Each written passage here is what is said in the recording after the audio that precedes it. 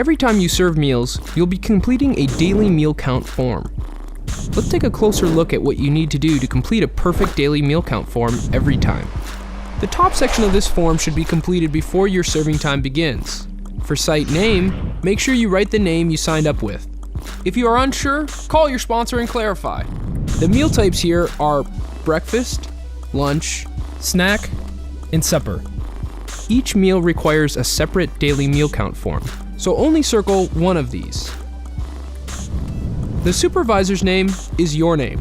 If you've been trained and you help to manage Meet Up and Eat Up summer food activities at your site, you are the site supervisor. The delivery time will be from earlier in the day, or yesterday with intent to serve today. So make a point of checking the clock and taking a note when your meals are dropped off. The last thing to do here before you're ready to serve and count is a little bit of math. The equation is simple. How many meals came in your delivery today, plus any meal in your refrigerator from yesterday's service, equals the number of meals you have available to serve to kids today.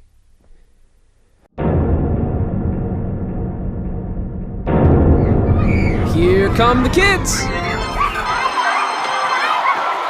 Now we count. There's room enough on the front to count 150 kids. If you turn your meal count form over, there is room to count for an additional 100 kids. Each time you serve a meal, you'll put a slash through a number with your pen. Remember to do this at the point of service.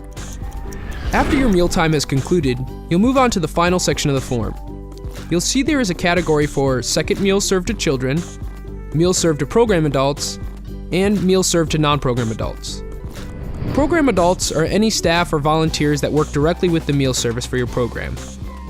An example of a non-program adult would be a parent or neighbor. After you've calculated the total meals served, you'll need to report on any damaged or unusable meals. You'll also need to record the number of meals you have left over. Once you add damaged and leftover meals, you should end up with the same number you calculated at the top of the page, or the total meals available for today. If you're using the meal counting mobile app, you can put away your calculator. Everything will be added up for you. If you had any children asking for meals after you ran out of what was available for the day, make a note of it at the bottom. Review your form carefully to make sure everything is correct, and then sign and date. Don't forget these two very important last steps. Without your signature and the date, the form will be considered incomplete.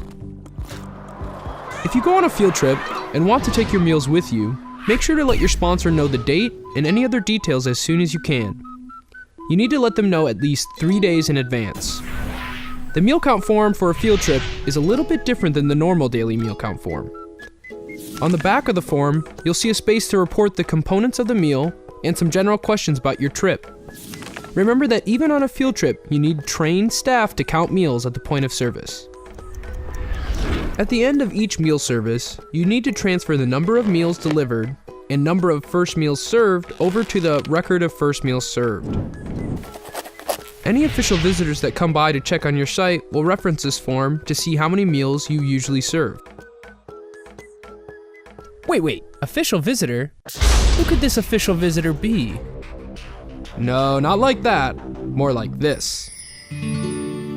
Cute, right? I don't know why they had me talking into this mic. I should be on camera. Oh, and if you use the app, you do not have to fill out the record of first meals served.